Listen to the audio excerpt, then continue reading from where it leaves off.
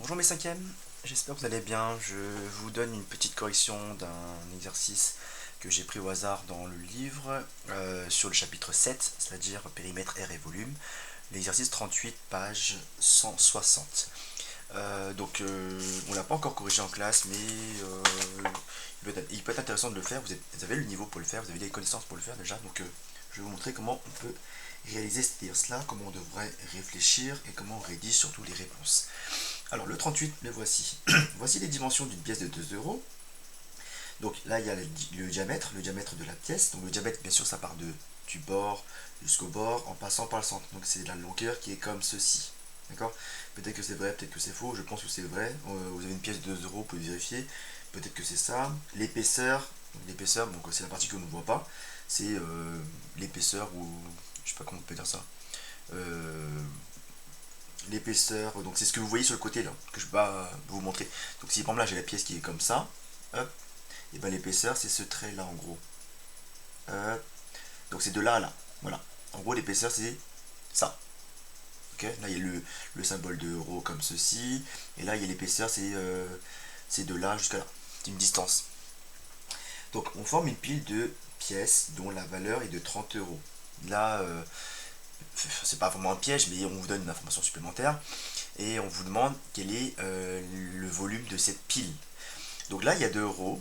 On ajoute une pièce de 2 euros au-dessus de cette pièce-là. On les empile pour faire une pile, forcément, et on atteint la valeur de 30 euros.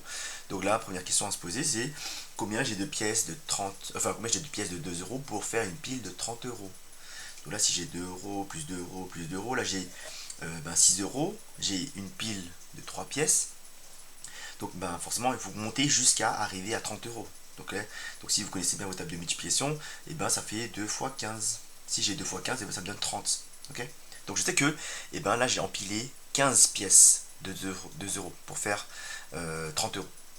Ça, il fallait le deviner. Ou alors, si vous voulez, le calcul à faire, c'est 30 divisé par 2, ça me donne 15. Ok. Donc, il y a 15 pièces de 2 euros pour faire une pile d'une valeur de 30 euros. Ok. Là, vous pouvez faire une petite phrase. Euh, il y a donc 15 pièces de 2 euros pour faire une pile de 30 euros. Une pile dont la valeur est de 30 euros. Ok, donc il y a 15 pièces empilées. Bien sûr, si vous empilez 15 pièces, on va dire que là, je fais une pièce ici, là, j'ai une petite pièce là, une autre pièce juste en dessous, une autre pièce juste en dessous, une pièce juste en dessous, ainsi de suite, et le diamètre ne change pas. Ici, le diamètre ne change pas, le diamètre ne change pas, le diamètre ne change pas. Okay, on suppose que la pile, elle est bien droite, elle est pas de travers, elle est bien. Ils ont pu le préciser, mais bon, je pense que c'est pour un exercice de 5e, on va pas compliquer non plus la tâche. Vous avez, donc là, en gros, vous avez une pile comme ça, d'accord. Hop, avec les 15 pièces comme ça, je ne vais pas tous les faire, ça c'est un petit peu long. Donc là j'ai les 15 pièces et le diamètre ne change pas. Le diamètre c'est toujours le même, c'est 25,75 millimètres. Faites bien attention aux unités. Et l'épaisseur d'une seule pièce, c'est 2,2 millimètres. Ok, donc là on vous demande le volume de ce truc-là, de cette pile-là, de cette pile de 30 euros, où il y a 15 pièces. 15 fois 2 donne 30. Donc, pour avoir le volume de ce cylindre, parce que c'est rien d'autre qu'un cylindre, vous allez faire quoi? On calcule d'abord l'air de la base, ok, ce qu'il y a au sol, on va dire. Donc, je rappelle l'air d'un disque, parce qu'en bas, forcément, c'est un rond, c'est un disque, pardon. Et forcément, d'abord, vous allez d'abord calculer la distance qu'il y a entre là et là. D'accord. Donc là, vu que j'ai le diamètre qui vaut, par exemple, je sais pas, là c'est écrit 25,75. 25,75, c'est le diamètre. Donc ça va de là jusque là. 25,75. Si la formule de l'air d'un disque, c'est, je vais écrire pi fois rayon. Ok, faites attention. Et donc là, d'abord, vous allez passer de votre diamètre. Donc, rayon, vous allez dire que c'est le diamètre qu'on va diviser par 2. Ok, donc ça veut dire que c'est 25,75 mm qu'on divisera par 2. Une fois que j'ai fait ça, j'obtiens le rayon. Et c'est le rayon dont j'aurai besoin. Donc si je veux 25,75, je divise par 2. Vous le faites à la main ou à la calculatrice ou de tête, ça vous donnera ceci. L'unité ne change toujours pas. Donc 12,875 mm. Ça, c'est le rayon dont j'ai besoin pour mon calcul. Voilà, là j'ai l'air de la base. Vous faites ce calcul là, vous allez trouver normalement 165 756 pi ici.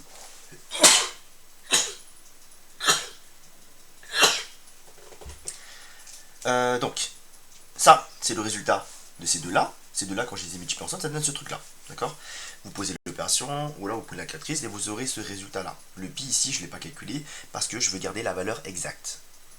Si je veux, dès lors que je remplace pi par 3,14, et ben je n'ai plus la valeur exacte, j'obtiens automatiquement la valeur approchée. Donc si je fais ça, 75, 56, 25, je multiplie par 3,14, parce que 3,14 c'est une valeur approchée de pi.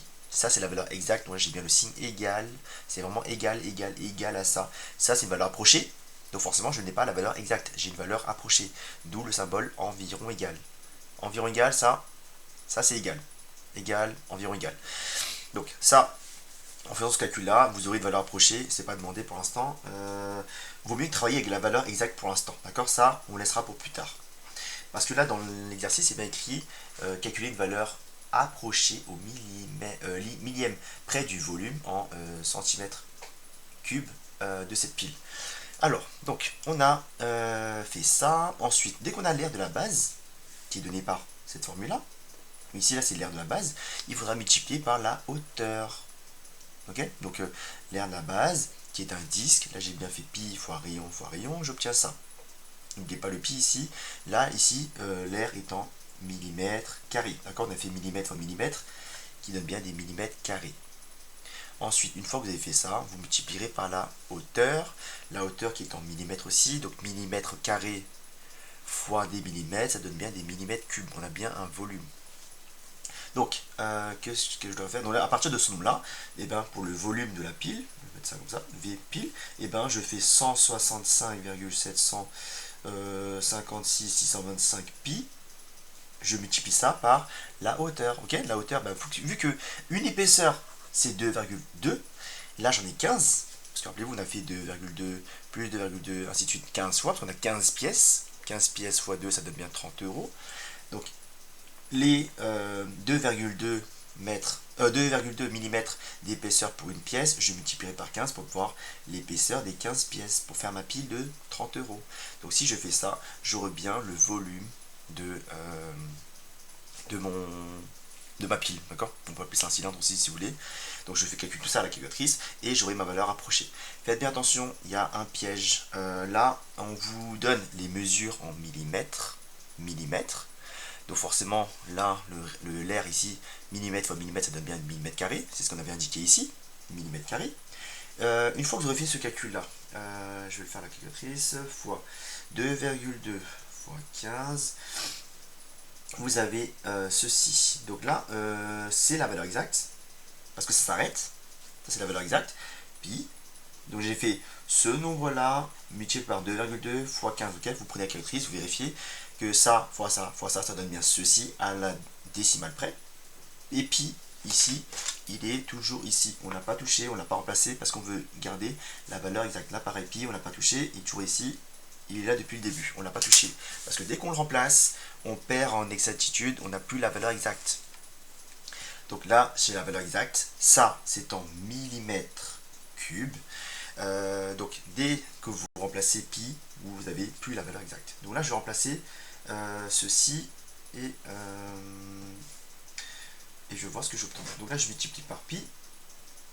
Alors, donc pi multiplié par 5470,265625. Ok, on est bon, on a multiplié par ça. Et là, je tombe sur un nombre environ comme ceci. Donc environ 17 185. Je vais arrondir en 3 chiffres après la virgule, donc 46. Et là, on a bien des millimètres cubes.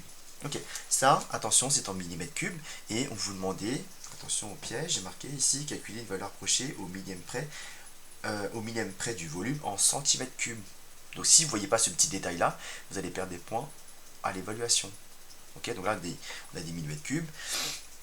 Dans votre tableau de millimètres cubes, là j'ai millimètres cubes, décimètres cubes et ainsi de suite. Vous connaissez ce tableau depuis la primaire déjà. Si c'est puissance 3, vous allez avoir 3 colonnes par unité, comme ceci. D'accord? Donc là, il est millimètres, et les mètres carrés, les mètres cubes, ainsi de suite. Donc si vous voulez placer ce nombre-là correctement dans votre tableau, vous placez le chiffre des unités, qui est 5, dans cette colonne-là.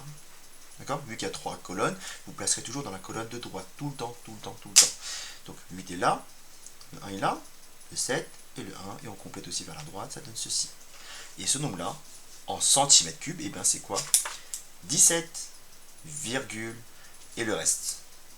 Donc là j'ai ma réponse. Là pareil, comme c'est une valeur approchée, je travaille toujours avec des valeurs approchées, et bien j'ai 17, parce que j'ai bien 17, là j'ai bien la colonne de droite ici dans la colonne centimètres cubes. Centimètres cubes, 17,185 346, et je précise bien l'unité. Et là j'ai fini mon exercice. Donc pour ce genre d'exercice, il faut vraiment aller petit à petit. Je fais un tout petit résumé, un petit récap. Alors, donc, vous avez une pile, on vous donne les dimensions d'une seule pièce, et ensuite, là, petite difficulté, il faut bien sûr passer à 15 pièces, parce qu'on les empile pour faire 30 euros, il faut forcément 15 pièces. 15 pièces, forcément, ça multiplie par 15 l'épaisseur d'une pièce, parce qu'on n'a plus qu'une seule pièce, on a 15 pièces. 15 pièces, forcément, on a 15 épaisseurs. Le diamètre ne change pas. À partir de ça, dès que j'ai identifié bien le solide, si on peut appeler ça comme ça, et ben ça donne un cylindre, et ben je calcule d'abord l'aire de la base qui est un disque. L'aire d'un disque, puis rayon. Donc vous passez du diamètre au rayon. Diamètre au rayon, on divise par 2. Faites attention aux unités. Une fois que j'ai le diamètre, enfin le rayon, pardon, donc je ferai pi fois rayon. Attention valeur exacte, attention valeur approchée. D'accord? Ça, on n'avait pas besoin tout de suite, donc je n'ai pas utilisé. J'ai utilisé cette formule-là, cette ligne-là. Cette ligne-là, j'ai utilisé. Et ensuite, à partir de l'aire de la base, une fois que j'ai ce qu'il y a en bas, et bien j'ai plus qu'à multiplier par le nombre, par la hauteur qui est là. D'accord? La hauteur h, qui est 15 fois l'épaisseur d'une pièce. Donc j'ai écrit que ceci, j'ai recopié ça tel quel, multiplié par l'épaisseur d'une pièce. L'épaisseur d'une pièce, 15 fois. Donc je tape tout ça à la calculatrice, et j'obtiens ceci. Ça, c'est la valeur exacte. Après, on m'a demandé, c'est demandé ici, une valeur approchée au millième près. Et d'ailleurs là du coup j'ai même pas arrondi correctement. Millième près, c'est-à-dire ça. Donc là si je dois arrondir, voilà la réponse exacte. Enfin la réponse approchée, la réponse attendue c'est 17,185 parce qu'on voulait au millième près. Donc 3 chiffres après virgule en centimètres cubes.